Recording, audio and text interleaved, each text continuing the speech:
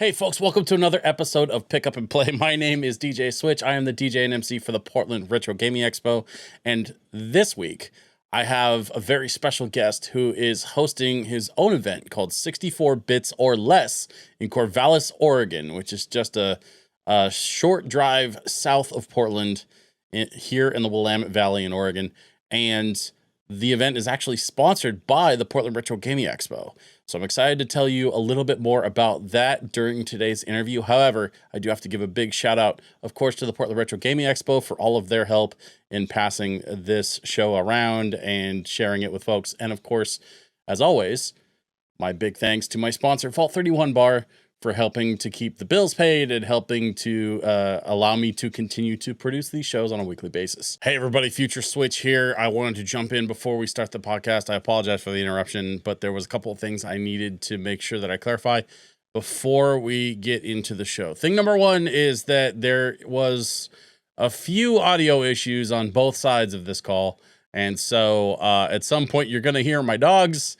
And there's a couple of times throughout the call where you hear what sounds like a vacuum cleaner, what we figured out is actually just a very loud PC fan that happened to be near the microphone on Eric's side. So I apologize for the weird audio issues. I did my absolute best in editing to try and correct those issues. Hopefully it's very listenable still.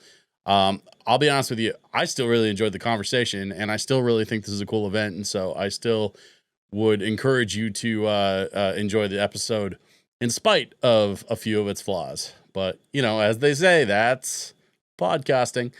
One more quick thing I wanted to shout out before we continue on. The event 64 Bits or Less is going to be happening June 1st and 2nd, and tickets are $16 in advance or $20 at the door. And so this is definitely an affordable event that I would encourage all of y'all in the Portland area to make the drive down to Corvallis to support this thing. I think it sounds really cool. It sounds like a really good time. And so I would hope that you all would go down and enjoy some video games and enjoy the swap meet and enjoy the tournaments and everything that they've got going on down there. So without further ado, let's get on to my interview for today. Erik from 64 Bits or Less. Erik from 64 Bits or Less, welcome. Thanks for joining me today. Thanks for having me. How are you doing? I'm doing all right, man. So I learned about this event that you're hosting on Instagram. And when I went to check out the flyer, I noticed immediately that there was a very familiar logo in the corner. Turns out 64 Bits or Less is sponsored in part by the Portland Retro Gaming Expo. And so immediately I had to reach out and see if we could jump on the podcast and find out a little bit more about the event. So it's in Corvallis, right? In Corvallis at the Benton County Fairgrounds, yes. Okay, and you've been doing this for a couple of years? This will be really just the third year we're doing it publicly. We grew this up as a backyard party for 6-7 years before we decided to bring it to the public. So really this is probably around the 10th year we're doing it. Hang on, wait a minute, hang on.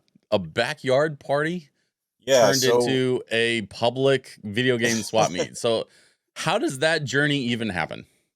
Well, we were doing kind of these themed parties in a friend's yard over the summer, and sometimes we do 2 or 3 of them. Started out as first one we did was called Animation Fest. It was just cartoon shorts from sundown to sunup. And Nice. then one year we came up with this video game one, and someone suggested the name, and we decided to do it. First one went okay. Second one went great. And we put a lot more effort into it. And then, 5 years into doing this, we were getting 400 or 500 people in this backyard. Oh no. So, and, it was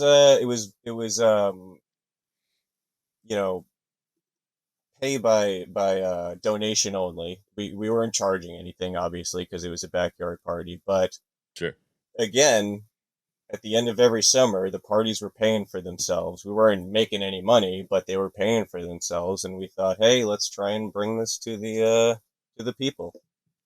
I can tell you in the 25 and a half years that I've been a professional DJ, I have done more than a few free backyard parties.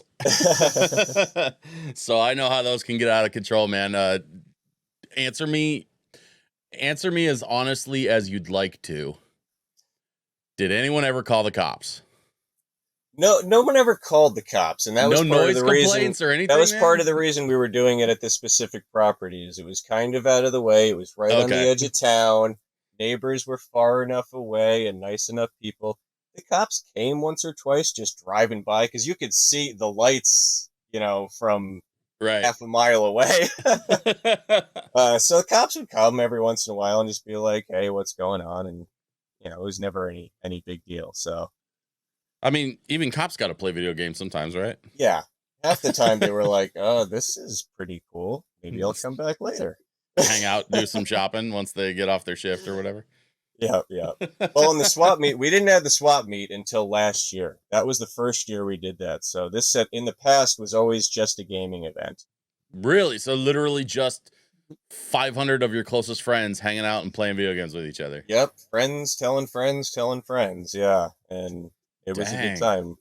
We started out with the projector, the big screen projector as one of our, main draws. We put an N64 on that with all the big 4-player games, and people love that. So I think that was a big part of its initial popularity, and then we just kept adding stuff like that and cool stuff we could think of, and it was a hit.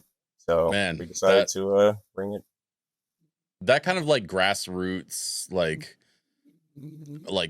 you know bootstrap party stuff, like you really don't hear about that anymore anymore in, like these days. Like every event has to be professionally curated and professionally organized, and like that's one of those really rare stories of like just friends getting together and then it gets out of control and now it's a public thing.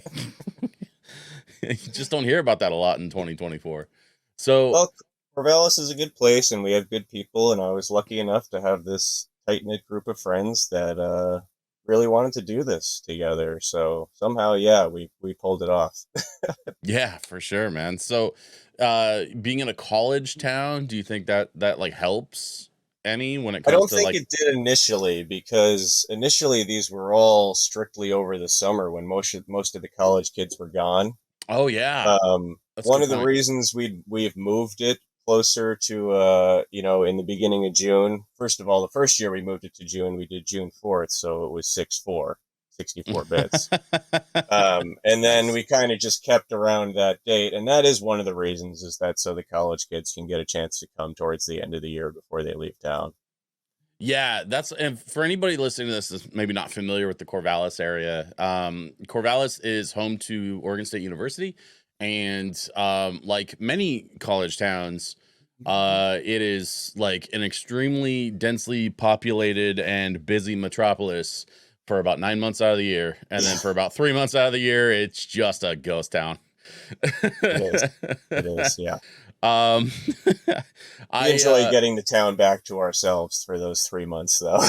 Yeah, for sure, for sure. I had several friends that went to Oregon State. I had a friend that went to Western Oregon out in Monmouth.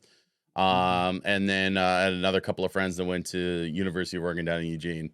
And the thing that I always thought was really funny about all three of those towns is that they all have really similar, like a really similar cadence. When school is in session, everybody did like the town just like is all of a sudden running on all cylinders. And then when everything lets out for the summer and the students go home for the summer because they're not in school, like it's just empty and quiet Yeah, and almost like tranquil. it can be. It can be. so, um, so you grow this thing almost by accident. It turns into a public event. At what point does the Portland Retro Gaming Expo get involved, and like what can So, folks expect who are fans of the expo if they come down to Corvallis and hang out at the 64 Bits Fest? so believe it or not, we didn't even know Portland Retro Gaming existed when we started doing this. We didn't know there I was believe it. really any retro gaming community. We kind of thought hey, maybe we're the ones doing this, the first ones doing this, very naively, Right. obviously. And then very quickly we started looking for the larger community, found Portland Retro Gaming. We went the first year we found out about it. One of us volunteered there for the year. It went really well. Oh, nice. And I had been hooked on the Immortal John Hancock's YouTube channel for a while before going, and basically made a beeline for him when I got there. And I wanted to meet him, and I wanted to invite him to our event to see what someone more of that caliber thought of what we were doing. So Yeah. somehow I convinced him to come to this backyard event. This is before we moved it publicly. This was the last year we ended up doing it in the backyard. And he came and he brought Rick Weiss, who is one of the heads He, of Portland Retro Gaming. he's the president of the board. Yes. And Yeah. um, they both were impressed and really loved what we were doing. And about halfway through, Rick we had a little talk, and he just put the bug in my ear of, hey, if you're thinking about doing this more publicly, we'd certainly be interested in some form of sponsorship, just to let you know. So that is certainly what part of what got the ball rolling. The big snag was 2018. So we Mm-hmm. decided to take a year off Mm. to get our ducks in a row to make I a know where public this is event. going, and it hurts. And then we had the event scheduled. I had it booked. I had been advertising, and 2020 and all of that hit. And, it was another couple of years before we were able to actually do it. So that was a bummer, but, it did give us time to organize better, and um, maybe it was for the best in the end. But it was a huge bummer at the time. Yeah, I mean, so I had a very similar situation. 2019 was probably one of the best years of my DJ career. I had been a full-time DJ at that point since 2012, so like it was the only way I was making money. I was Mm, building something in the gaming community finally, which is something I had been wanting to do for a long time. And 2019, I made some of my biggest moves, and started making some of my biggest connections. And then March of 2020, my 20 plus year DJ career came to a stop in about 45 minutes. I yep. got one phone call, and then I got another phone call 45 minutes later, and that was it. Everything was done. Yep. And so yeah, so I like I only say that to say this. I deeply feel the pain of having to take a couple of years that you didn't want to, and Right. having to sort of reset, reorganize, and then restart. Yeah. um but the cool part, from what I can tell, is that when you did eventually get back to it and restart, Rick and the Retro Gaming Expo were right there to help. So Yes, absolutely, and they've been great support. Not only just Rick as a friend and advice and stuff like that, but they do help us out with the event through the sponsorship. And one of the things they give us, which I'm really grateful for, is we do a high score contest. There's 3 NES games that we put out yeah, for a contest, and whoever gets the high score on each of those games at the end of the weekend wins a weekend pass to Portland Retro Gaming for nice, that year. nice. And Um, if I read that correctly, it's going to be what Paper Boys, Dr. Mario, and Burger Time. in Burger Time, we went with a job theme this year.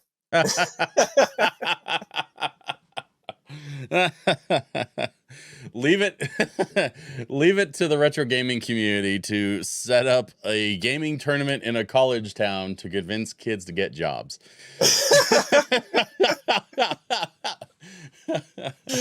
I love it, Yep. man. I think that's a really like that's a funny way to connect all that stuff.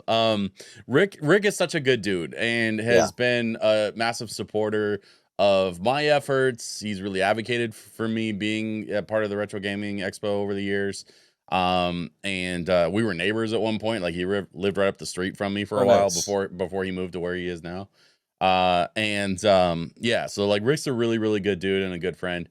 John Hancock, man, that guy is one of the best people I've ever met. Not just in like retro gaming, just like full stop. He's such a Yeah. sweet dude and a teacher.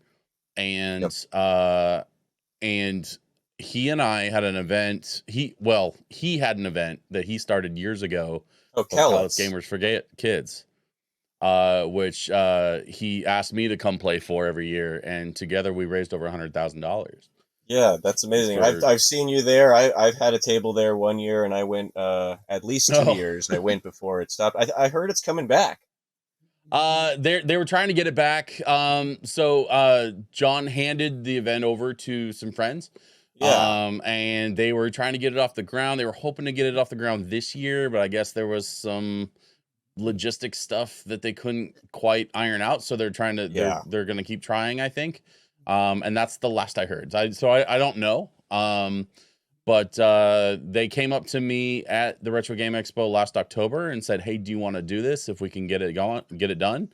And we came to an agreement, and I was going to do it, and then we couldn't do it. And so Yeah. that's all right. I'm just, I'm still kind of like I'm still kind of, I'm around, and if they ask me to come back, I'm totally down to come back if it happens again. Totally right. It's a great But event. yeah, but that's my relationship with John Hancock is like he's a good dude and a good friend. He was my very first guest on this show. Oh, nice.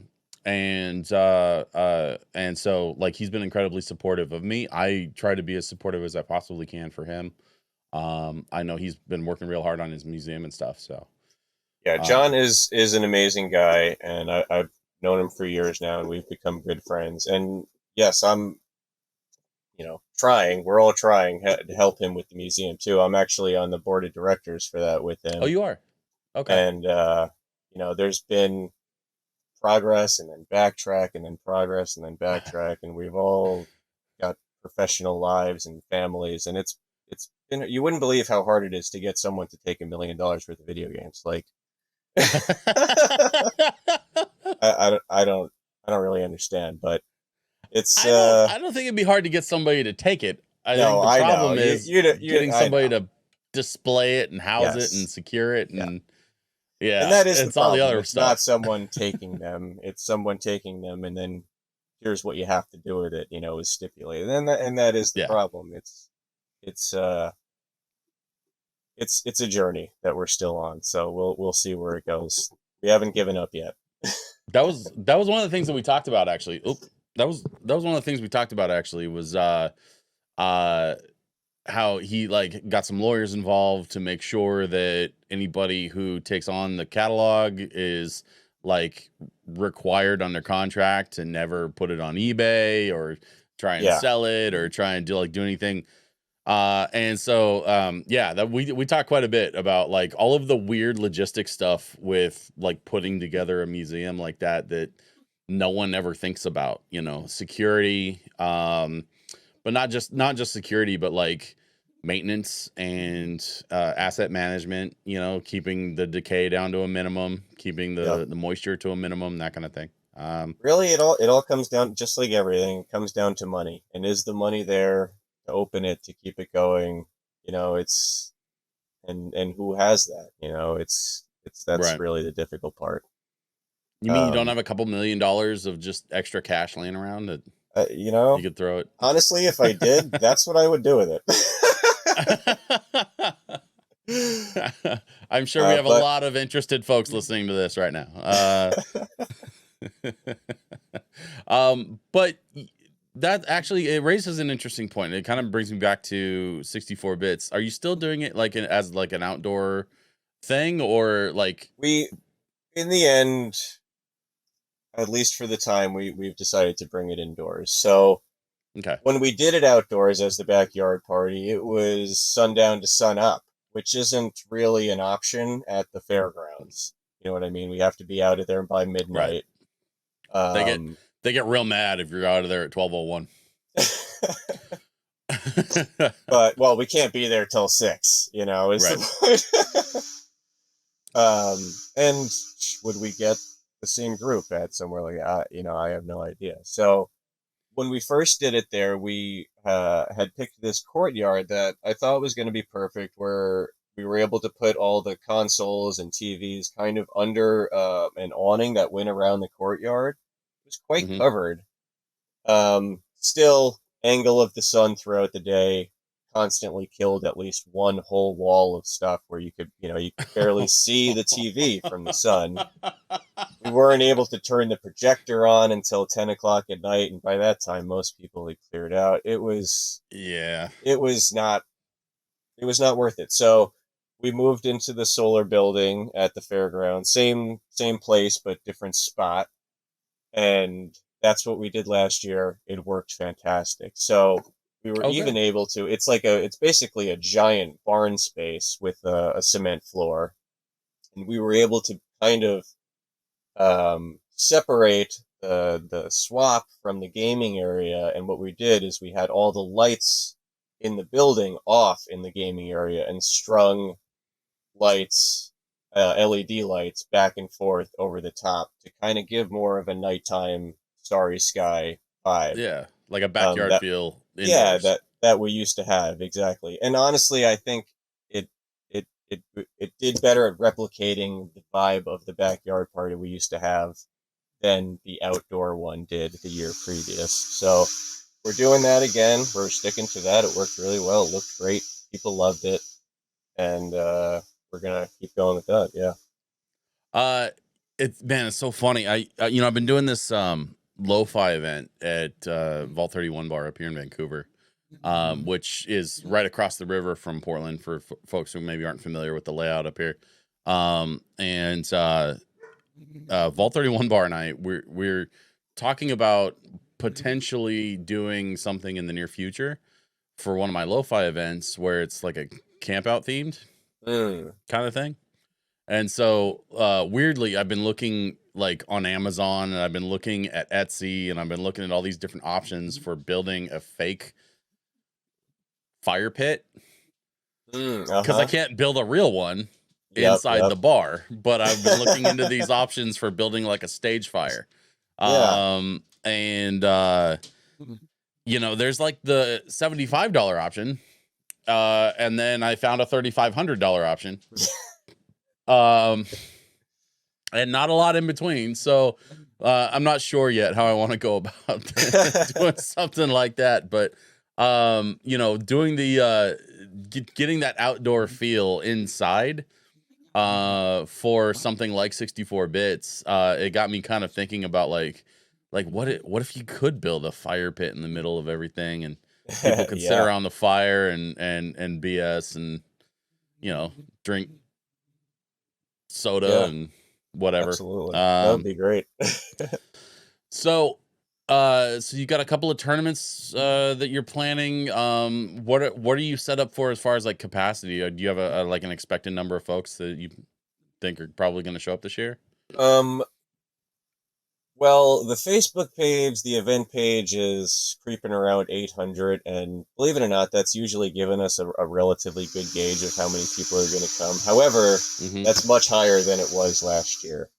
Mm. Again, this is only our third year doing it in public, and I consider the first year didn't go fantastic. That's when it was still outdoors at the fairgrounds. Yeah. So I'm guessing people liked it last year. We lowered the price a little bit, and hopefully we actually get 700-800 people. That would be fantastic. I And would say that's throughout the weekend. I would say that's probably a safe assumption. Is if your numbers are higher this year, that means people probably had a good time last year. But uh, the other part of this I think is really interesting is that, and I mean this respectfully, Corvallis is a bit of a drive, Yes, and for a lot of people. especially for like folks in Portland. There's a lot of people in Portland that like I can't get them to come across town, let alone I clear down to know. Corvallis. I know. So being able to draw that many people from the community just all over the Willamette Valley, that's a hell of an effort. And it seems like it must be going pretty well if you're showing that kind of growth, like year over year.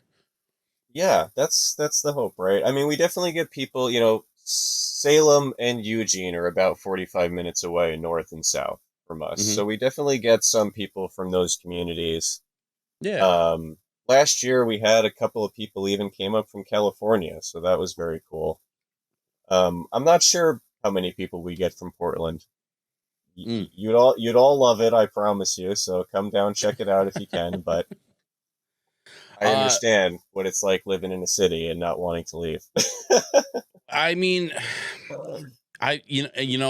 doing events in this town for as long as I have, that's probably my only criticism is that there is not everybody, but there's a sizable chunk of folks who just don't see the need to leave to go do anything fun. They just everything they want is right in town, and they won't go more than 10 minutes in any direction. Yeah. And I feel personally that if you take a chance and make the drive, you get to find something cool like 500 people in a backyard playing N64. Like I don't know, like the fun stuff is out there. And so like I'm really stoked to hear about, because I hadn't heard about this event before until I just kind of stumbled on it on Instagram. Oh, cool, And cool. it was interesting to sort of stumble on it. The artwork caught my attention. I was like, hey, that's an Atari box, and it says 64 bits or less. That's a thing that is, of interest to me. And then down in the corner, I saw Portland Retro Gaming Expo. I said, hey, wait a minute. Hey, wait a minute. I got to talk to this guy. So I want to learn a little bit more about you, though, Eric. Like, well, actually, let's do this.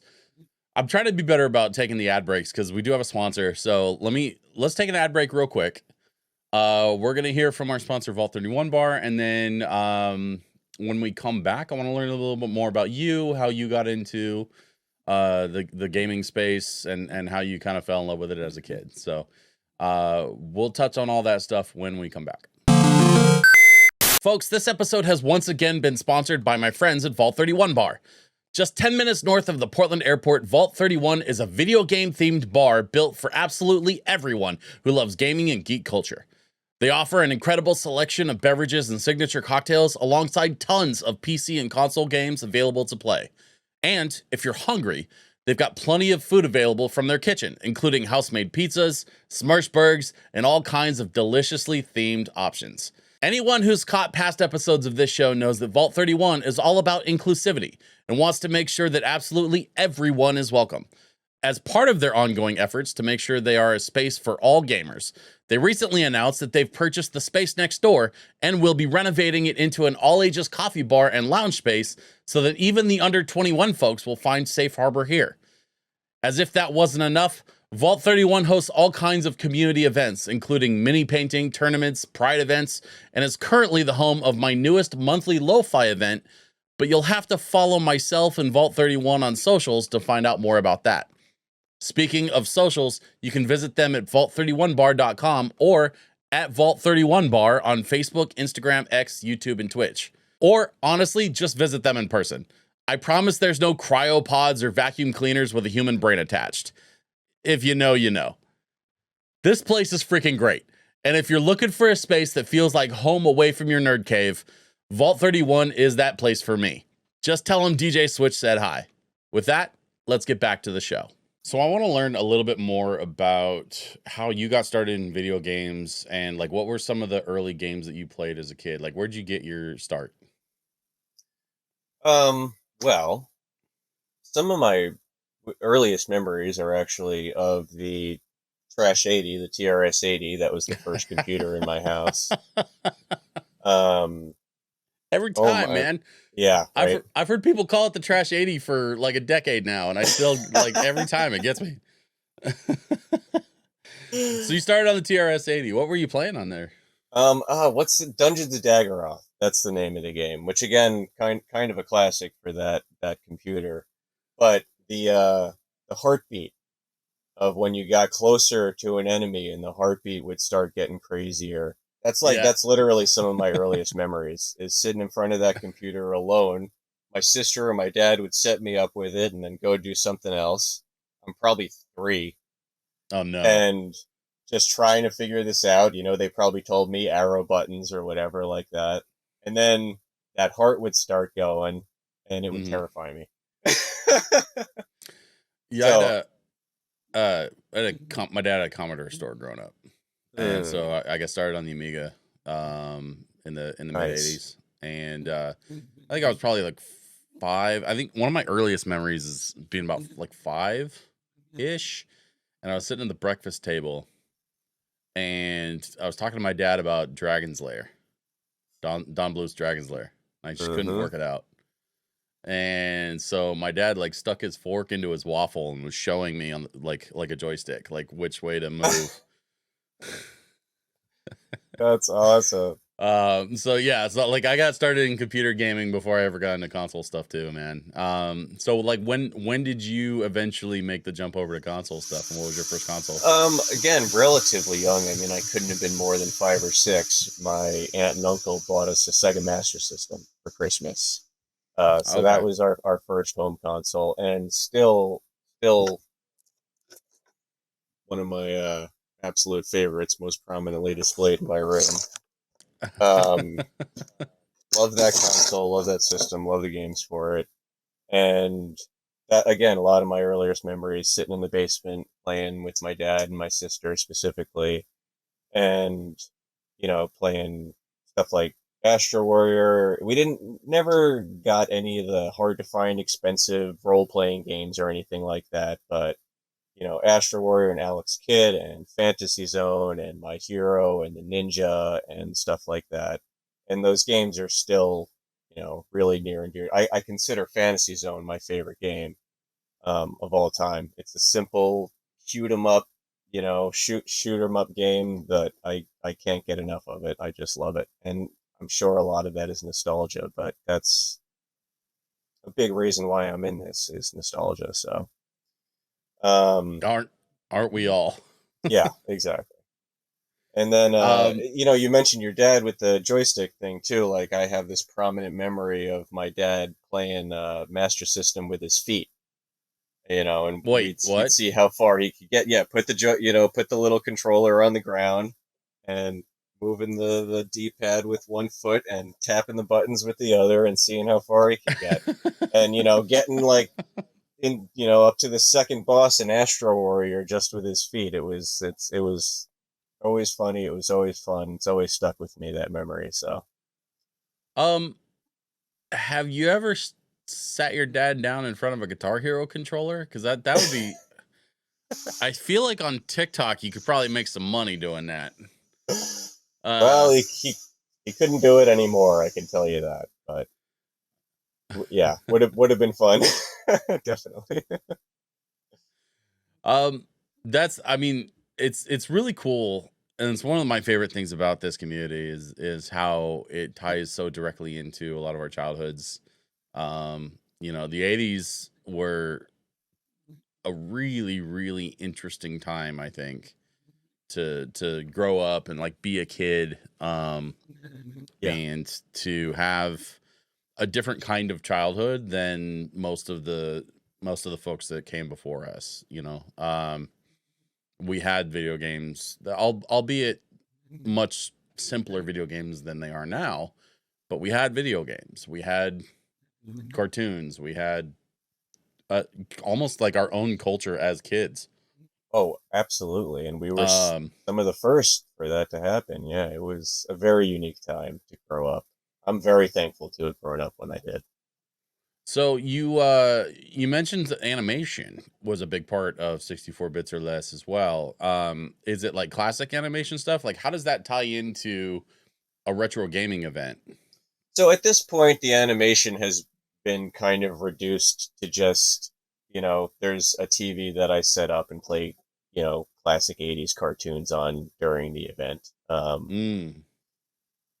we used to do, a whole separate animation event that was that by itself. In the end, it's the legalities of trying to put on an event showing stuff is much more complicated than just offering people to play video games and paying an entry fee. So I I still make sure to put some cartoons on. I play stuff like, video game related like Mario and Zelda and all of that, but I also try and put on like She-Ra and He-Man and Transformers just to Nice. give that, 80s nostalgia vibe. So Keep the vibe going. Yeah, yeah. I'm a big I wouldn't He-Man know fan. anything. I mean, I absolutely wouldn't know anything about having the recording industry come down on me for playing music at a public event. I don't know what that's like at all. Wink. Um, Exactly. but I get it. I totally get it. But it's I like as a like in terms of setting a vibe and kind of like creating an atmosphere. I think there's a lot of we're seeing a lot more bars pop up that kind of fit that mold, so to speak. Albeit with their sort of their own twist on it. Oh, yeah. And having been working with the Retro Gaming Expo for as long as I have, it's been really fascinating from my perspective to see, you know, when I started with the Retro Gaming Expo and it was, I think a couple like maybe like 2-ish thousand people in like a hotel event space, and then 12,000 plus now at the convention center, like seeing how it's grown and 10x their attendance and the amount of space that we're taking up and the amount of stuff to do, and seeing like just where it's come from. It's the opportunity is definitely there, the culture is definitely there, and if you're seeing that kind of growth year over year, then you definitely must be doing something right. um I hope so. I wish I could make the drive down. Unfortunately, I've got a thing I got to do. I'm on contract for a thing this year, so it is very likely that I personally will be able to make it next year. But I definitely want to encourage folks that if you're available, June 1st and 2nd, right? Is the June 1st and 2nd this year, correct? Saturday and Saturday and Sunday. Sunday. Yeah. So that's coming up here pretty quick. And anybody that's listening to this, if you're available and around on June 1st and 2nd, make sure you check out 64 bits or less. Probably just type that into Google, you'll find it. Yep.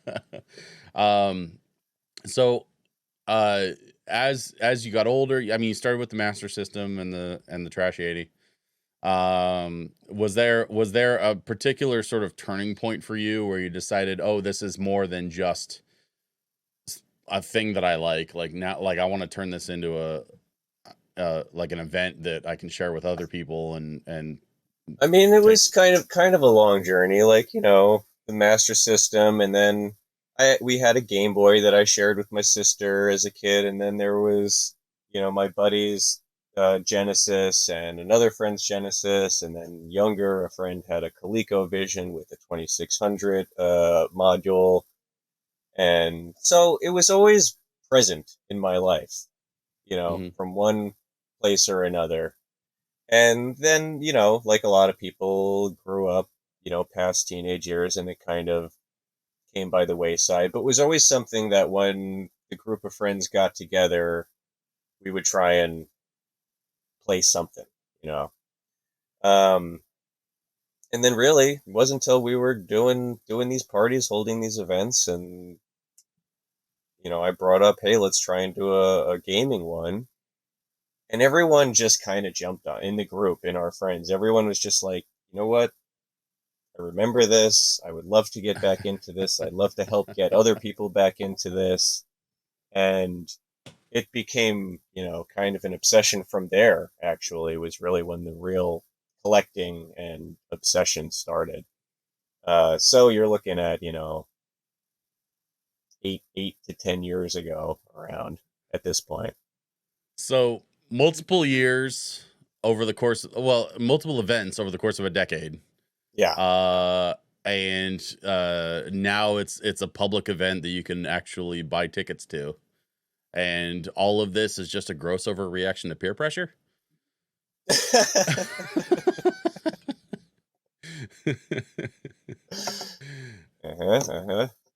Yeah. Of course not. Like, obviously this is a massive labor of love, and It that's is. part of the Yeah. reason why we want to support it. I But mean, at this point, it really is still an absolute labor of love. Nobody's made a yeah, penny off of any of this. It costs so much more than you'd think to put some. I mean, maybe not you. I know you're involved in events a lot, but I mean, so much more than the average person would think to put something yeah. like this on. Just the storage fees that I pay for over the year to keep all of the stuff that I have to use, because we use everything's on a CRT television. There's no flat screens. There's no new hardware. Everything's original hardware, 100% OEM at our event. Yeah. So just storing all of that stuff costs a whole bunch of money. You know, I'm not going to start throwing out numbers, but Right. it's expensive. So we've been lucky to break even, you know, year by year. And You know, it's funny. The Portland Retro Gaming Expo is still run by a not-for-profit board. Yep. Which is a little bit different than a nonprofit. But in terms of the difference between nonprofit and not-for-profit, they do have one thing in common, which is absolutely no one is making any money. Yeah. um, and so, like, it very much is still a labor of love, even Yeah. at the scale of something like that. And so, Even if they were a for-profit business, I don't know that it's. I see what they do. I can start to see how much that costs to put on. It's got to be a ridiculous amount of money. You start getting into the hotels and the, you know, it's a lot. Yeah, well, but that's kind of what I'm saying is like I get where you're coming from when it comes to things like storage fees, for example.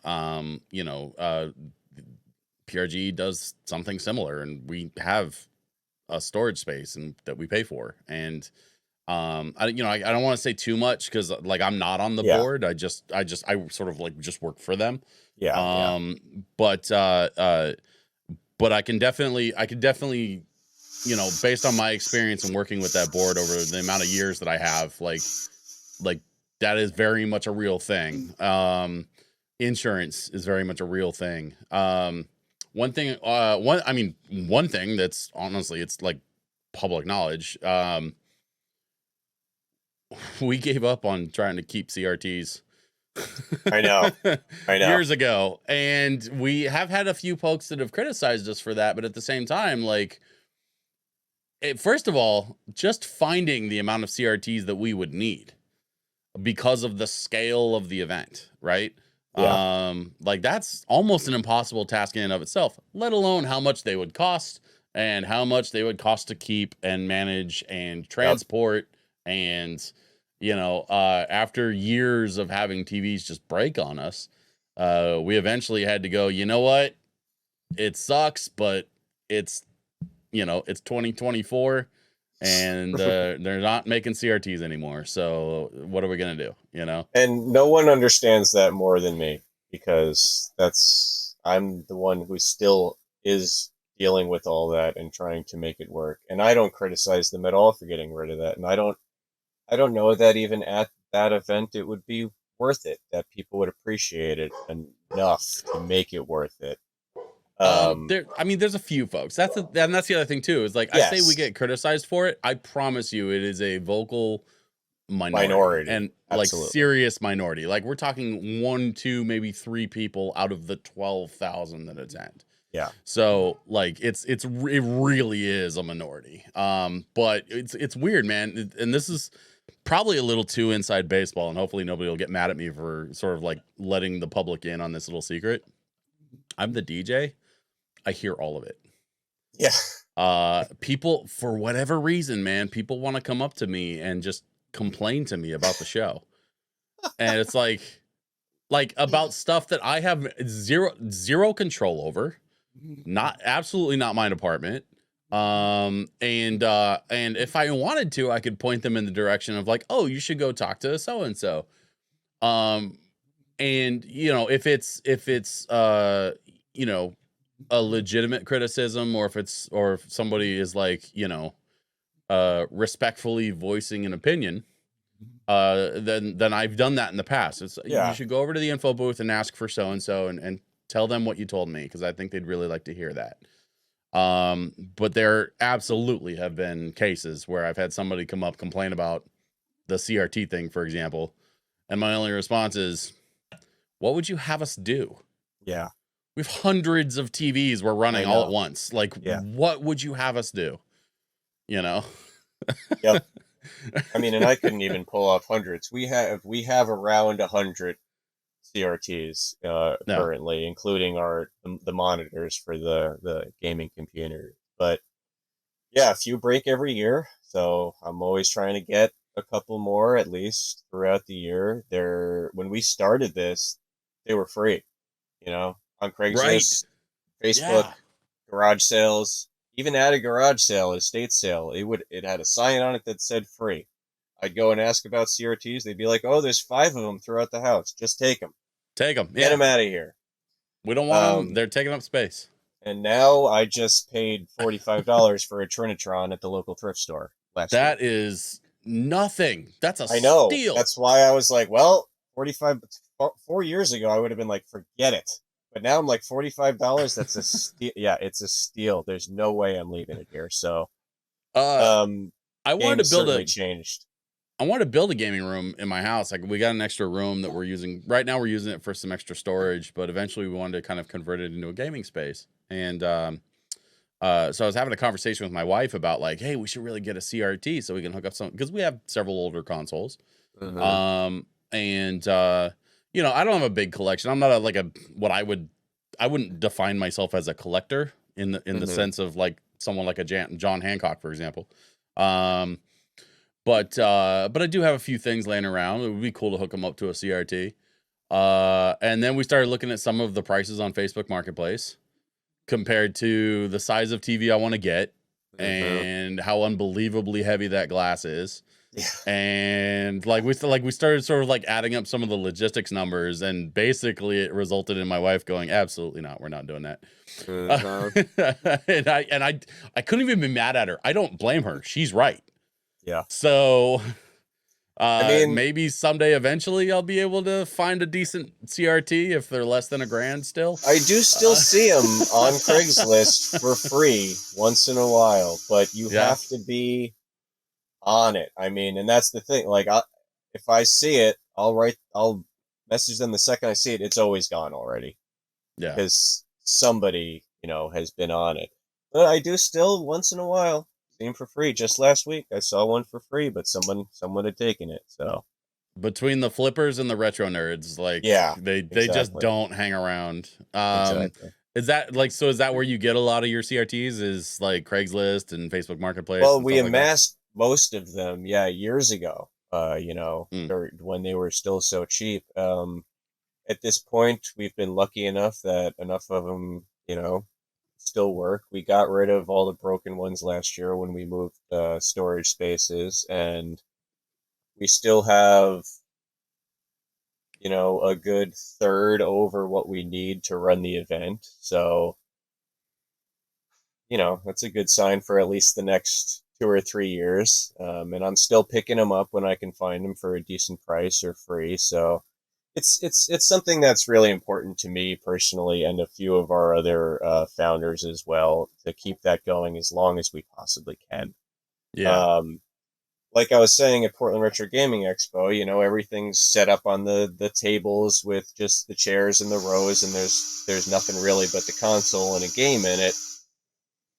I don't know that it would be worth lugging 200 CRTs into there for that aesthetic, I guess, is what I'm Right. saying. And at our event, we try and set each station up a little bit more like the living room that you'd be playing in, kind of like the Hmm. one setup they do in the middle with the couches. We Yeah. used to, when we had the backyard event, everything had a couch, a side Oh table, a wow. lamp, a rug, and all outdoors. It was so much fun. Like Uh, outdoor living room setup, man. That's yeah. crazy. Unfortunately, we were storing the couches. I can't at this point pay a whole nother storage unit fee just for couches. But who knows? I'm Maybe one day we will. I mean, the TVs cost enough as we've Yeah, already established. Like, I yeah, can't imagine what it costs to store a bunch of couches that yeah. you only use one Exactly. weekend out of the year, man. That's Exactly. crazy. That is Exactly. crazy.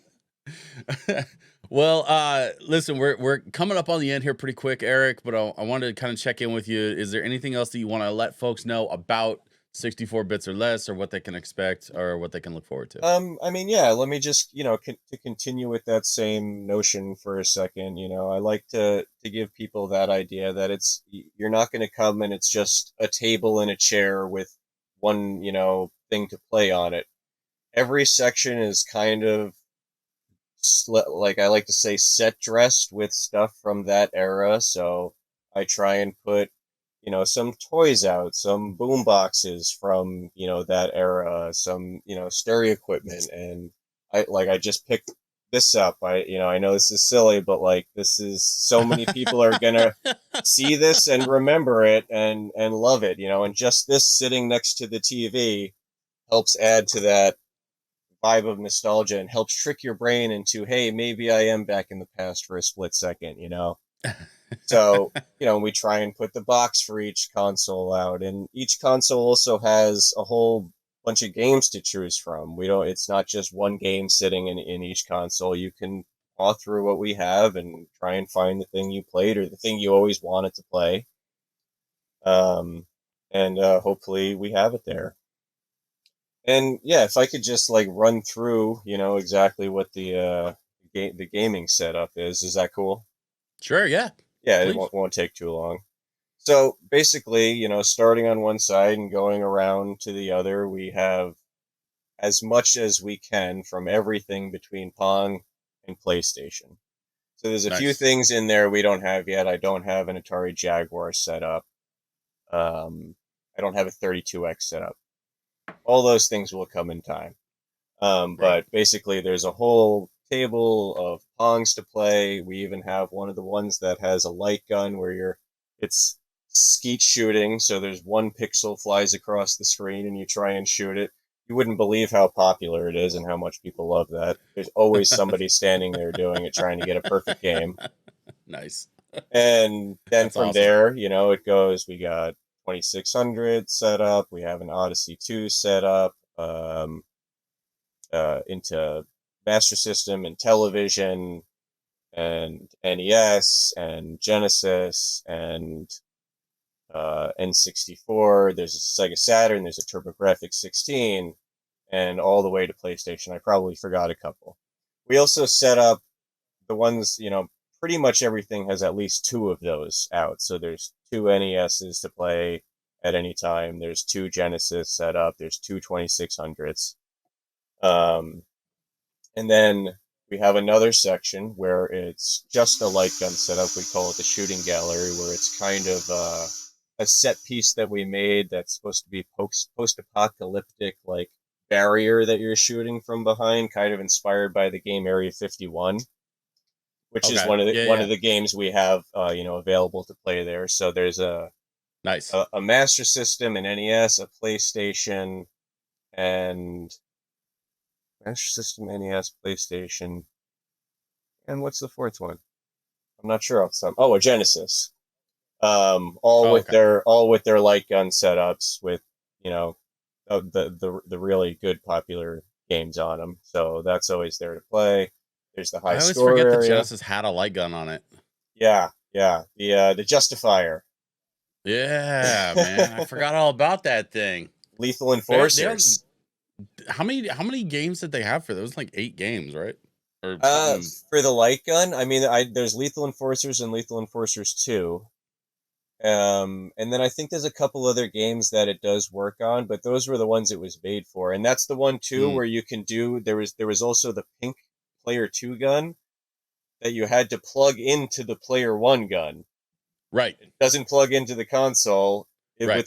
With a phone jack, an old phone jack, it plugs into the bottom of the blue gun. Um, so, and we have both of those. It's a relatively rare gun, that pink one, and we have it available there for people to play 2 player. So, uh, it's funny. Growing up in a computer store, I have a tool collection that I keep on hand just for the odd tech related thing. And since I don't ever really do a lot of repair work anymore on like phone cables and network cables, I have like baggies full of RJ11 connectors and like, and like I still have a crimp tool that does both oh, RJ45 nice. and RJ11. And like I have it. I inherited it when we closed my dad's store when he passed away. And so I just have these things like in a bag ready to go if I ever get that call that like, hey, my phone jack isn't working. Yep. Well, now there's a video game related thing you might actually need it for someday. I feel like I'm gonna be waiting a long time for that phone call. And when they make that phone call, it's gonna be on a cell phone. Well, dang. Totally. Eric, where can people find you? Where can they find out more online about 64 bits or less? 64 bits or less. We tried to keep it simple, so basically everything is under that name. The Facebook, the Instagram, the Twitter isn't very active, but there is one, and the website also is just 64bitsorless.com. The email is 64bitsorless@gmail.com. So Excellent it's branding. all relatively easy to find at this point. Consistency in branding is very key, and so I highly approve. And just as a note for folks, it is the number 64. So the number Yes. 6, the number 4, bitsorless.com. Correct. And make sure it's bits, because sometimes people try bit and then can't find it. So bits, make sure you got the S in there. 64 bits, plural. And the other thing I just want to shout out, because we barely got to talk about it, is the swap meet, Sure. which again was only added last year, but was a huge success, and I think is a big reason why there seems to be so many more people interested this year. And we've got, I think, 16 vendors this year, with that total is about 28 tables. So there's going to be tons of stuff, retro gaming stuff. There's not just gaming stuff. People are coming and selling old action figures, 80s action figures. People selling comic books, might be people selling records. There's people who sell tchotchkes and stuff like that, video game related stuff that's not just gaming, but also tons of games will be available. I sell VHS is what I do on the side, so anyone who nice. possibly collects VHS, there'll be tons available there. And come down, check it out. It's a great time. 2 days, Saturday, Sunday, June 1st and 2nd. You can buy back your childhood at a reasonable price. Yeah, exactly. Well, Eric, thank you so much, man. 64 bits or less sounds like a lot of fun. I'm so sorry that I'm not going to be able to make it, but I really hope that the folks in this community that are listening to this show will come out and support and help you grow even more this year. Well, and maybe we can get you scheduled to DJ for next year. Don't you tempt me with a good time, sir. I am so down for that, and we can absolutely have that conversation. Okay, excellent. Yeah, I wish I wasn't already like contracted for something this year, because like I found out about this like literally a couple days after signing that contract. But it's so the timing is just a little bit of a bummer, but I would be super down next year to come out and spin some tracks and make a little noise for you guys. So great. Awesome. Well, Eric, thank you very much, man. I appreciate it. Thank you too. This went really well. I really appreciate it too. The biggest of thank yous to Eric from 64 bits or less. Of course, if you want to get tickets, you can go to 64bitsorless.com or just head down to Corvallis and get tickets at the door. It's going to be June 1st and 2nd, and details will be available at the website, which will be linked in the show notes. So make sure you check those show notes. You'll be able to get all of the information that you need down there. My big thank you to the Portland Retro Gaming Expo, and of course to Vault 31 Bar for helping to make this happen. And I will see you all next week with yet another new episode. Oh, and of course, as always, please make sure that you subscribe to the channel. And don't forget to check out the Patreon if you want even better content that is being posted over there. I've got a series called Lost Levels that I do for every episode of this podcast, and all of the spicy and not safe for YouTube stuff, that's where that goes. So check that out on patreon.com/DJSwitchPDX if you get a chance. Okay, I'm out of here. I'll see you next week. Thanks, y'all.